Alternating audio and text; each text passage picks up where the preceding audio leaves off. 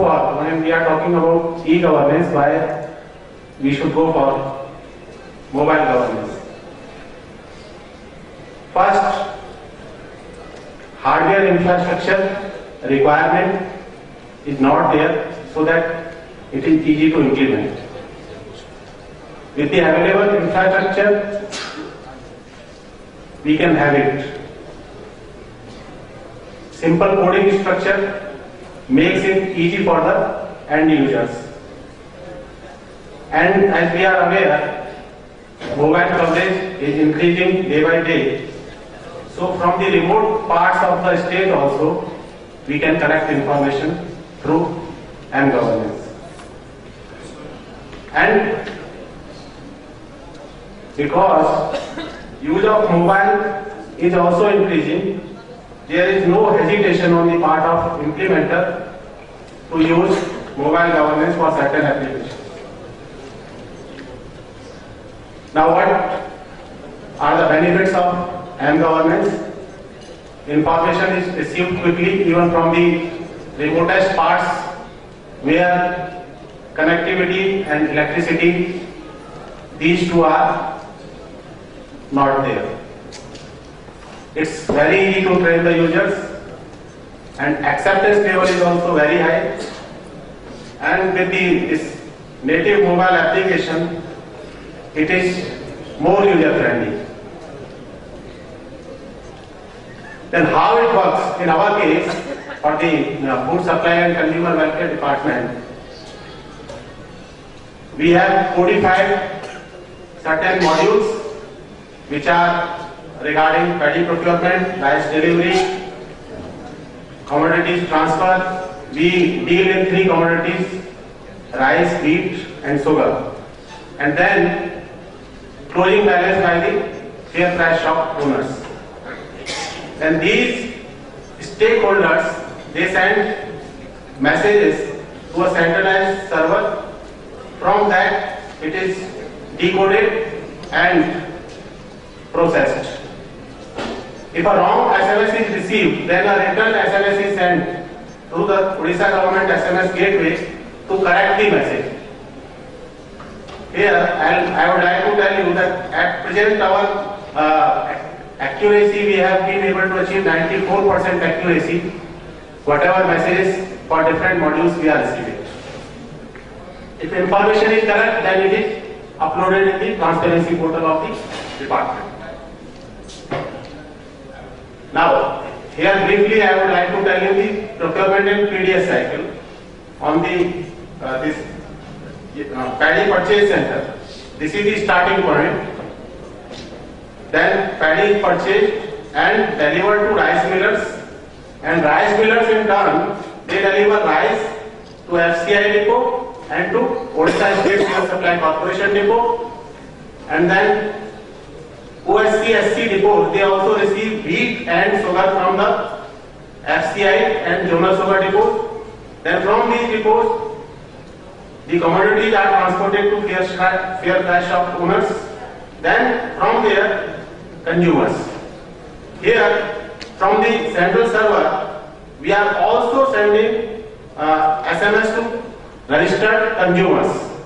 So at each point, if you see, you will see a mobile icon, paddy purchase center. From paddy purchase center, we are receiving SMS. From rice millers, we are receiving SMS. Then from OSCSC depots, we are receiving SMS. From fair price shop owners, we are receiving SMS. Then we are sending SMS to the registered consumers regarding the movement of vehicles from the depot. I will explain each of these stages in brief. We prepared first paddy procurement module. The objective was to collect information from the paddy purchase centers, and the process is registration and codification of stakeholders. Now, stakeholders in this paddy procurement cycle are societies like primary agriculture cooperative societies, self-help groups, pani panchayat, market yards, rice millers. This registration and codification, after this registration and codification, we ask the officers who are managing these purchase centers to provide their mobile numbers. Then the purchase officers, they were trained regarding the module format. I'll show you in the next slide. And then publicity was also done through print and electronic media. And there is a dedicated team in the department to monitor this. Now this is a pictorial description of whatever I have told you. From purchase centers like society registration, market yard registration, and the purchase officer's mobile number, once we have got it, then this is the format. In the right color you will see the format of SMS. PP denotes paddy procurement, then date, month, year, then Miller code, there is a 6-digit Miller code, then quantity, and then AC note. AC note is acceptance note. So we are capturing this acceptance note number also, so that it is recorded. So that information sent through SMS is authentic and it can be checked, cross-checked with the documentary evidence.